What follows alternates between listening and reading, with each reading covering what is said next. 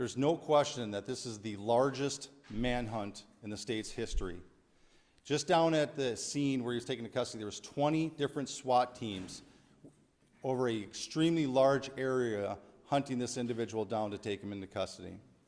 I believe that the state of Minnesota and certainly the city of Brooklyn Park should be extremely proud of the police officers within the city of Brooklyn Park, but the partnerships that we had are unprecedented between the federal agents, the county, the locals, and others around. It is absolutely an incredible task what went on.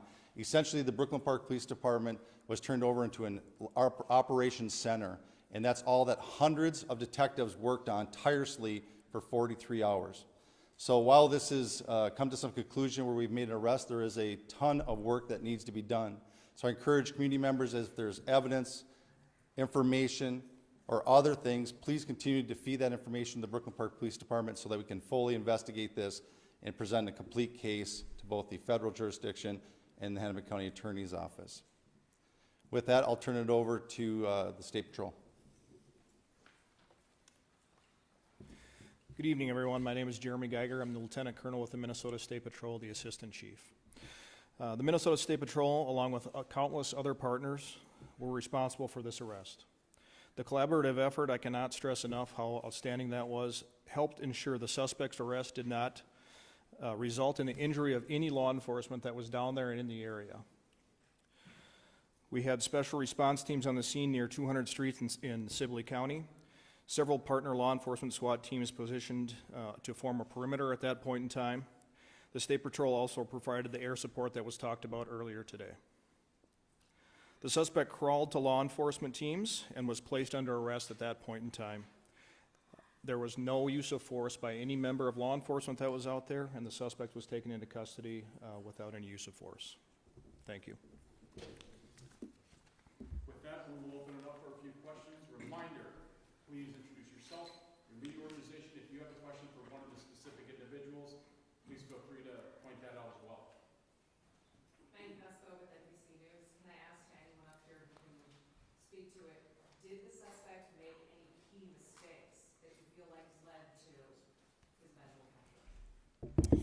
You know, the question is were there any key mistakes? We certainly, at this point, there's a lot of information we can't share right now. In this, what I will tell you is there is some incredibly dedicated law enforcement personnel, criminal intelligence analysts that were out working day in, day out, working together. And what I will tell you is that the public certainly is always of assistance to us in law enforcement, and incredibly diligent people in the area that provided us the assistance that we needed to get our teams that were already down there that last piece over. But they were certainly in the area and working diligently together on that. One's going to be one at a time, guys. Drew, Morgan Wolf from Pier 11. Do you have any indication that anyone helped him? The question is any indication anybody helped him? We continue to look into that. I don't have anything beyond what we shared earlier today. This investigation, as Chief Bruley noted, will be continuing to expand at this point in time to make sure that we continue to look at all angles of this. And everybody who did help him, we will certainly hold them accountable for doing that in this process. Drew, Adrian Broadus from NBC News. Can you tell us how the Hoffmans helped save lives, and what did the suspect say when he was taken into custody? The question was how the Hoffmans helped save lives, and what did he say? I don't have the specific, and then what did he say when he was taken into custody? I don't have the specifics on what he said when he was taken into custody. You know, we're incredibly grateful that the Hoffmans are still here with us at this point in time, and that they will be hopefully on a continued path to recovery, and that they will provide us the information. We've been able to talk to them today, and they will be providing key information to us as part of this investigation moving forward. Sir, can I ask you from CBS News, did the suspect have a phone with him when he was caught? Was he tracked in any way, or was it just sightings and tips? At the end, the question is, did he have a phone with him? I don't have the specifics on everything that was with him when he was arrested at this time. I will say he was armed. And that he came when he was taken into custody, but we'll be sifting through all of that information from there. What's that? I can't on the weapons at this time, so Paul. Just kind of elaborating on sort of the Hoffman question. To me, the encounter at Speaker Horton's house was, I believe, the Portland Park Police. There was a gunfire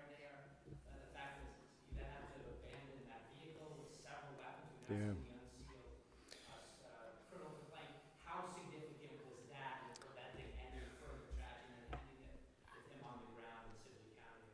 Yeah, the question is, again, expanding on the Hoffmans and providing addition. What I'll tell you, Chief Bruley mentioned this yesterday, and his police officers going to check proactively on Speaker Hortman's home at that time.